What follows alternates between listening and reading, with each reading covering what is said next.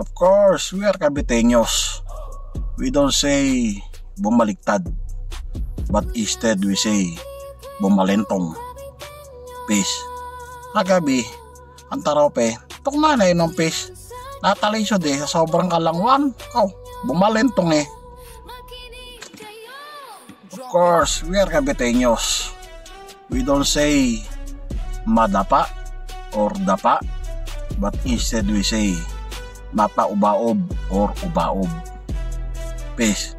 Pagiging naglalakad sa linangan, lalo na't putik-putik at bagong ulan, may dahan-dahan ka lang sa paglalakad at baka ikay mapaubaob.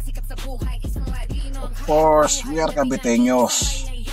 We don't say mapapaltok ang muka, but instead we say mapasungaba ang muka.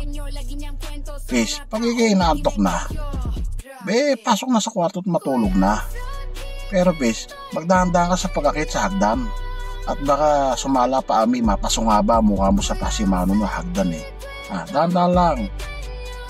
Of course, we are Caviteños.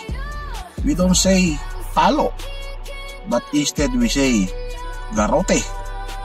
Peace, alam mo ba peace, nung kabataan medyo may kapilyohan ako ng konti eh.